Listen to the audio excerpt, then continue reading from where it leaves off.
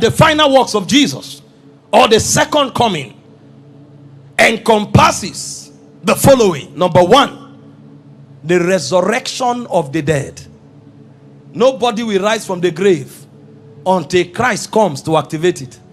We don't know what it takes for people to rise from the dead. He alone knows. And there's a trigger that only him can activate for resurrection to happen.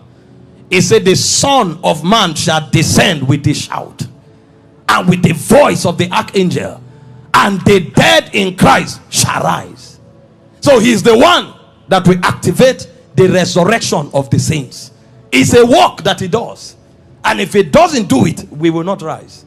Now, his resurrection today confirms that we will rise, but his return will activate it. Are you following? That's why that work is still pending. Number two, the rapture of the church. 1 Thessalonians 4:17, John 14:3, the Bible tells us. It said, when I return, I'll bring you to myself. The Bible said, as it descends, we will be caught up to meet him in the cloud. Before the twinkling of the eye, we shall be changed. So there is a work he's coming to do called the catching away of the church. Then number three, there is the judgment of the nations. Nations will be judged. Now, not every nation you know today will exist at the end of time. There are nations that will be wiped away. You know, God has already shown us that possibility already. There's no nation in the world today called Sodom and Gomorrah, because there is the judgment of the nations. At the end of time, nations that reject the gospel, they will be erased. The reason you see us entering nations and preaching Christ is because any nation that does not receive Christ is woed. Woe unto you, Chorazin. See, there is judgment for the nations. That's why when you see people who are saying they think the zenith of the glory of a nation is civilization, they don't have understanding. Human civilization will end with time. When Jesus returns, nations will be judged.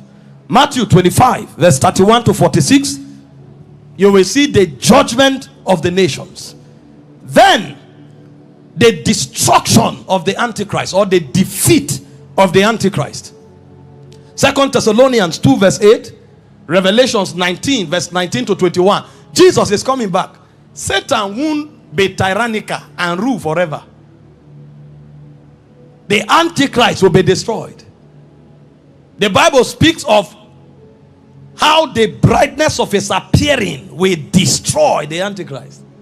So he's coming to defeat the devil and his agents. The battle of Armageddon is part of the works of Christ. And then he's coming to restore and to reestablish his government.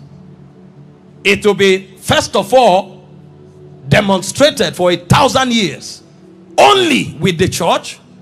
Then when the new earth appears, it will become the reality.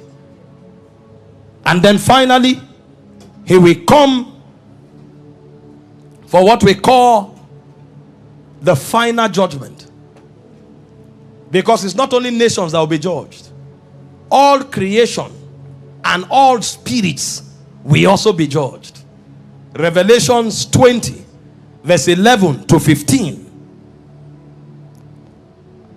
After the final judgment, then we will have the new earth and the new heaven. That's the new creation, where the millennial government will be established on the earth. The Bible said there shall be no more sun. It said he shall be the sun. And it said God shall dwell with his people. Revelations 21, verse 1 to 4. So these are the final works of Jesus.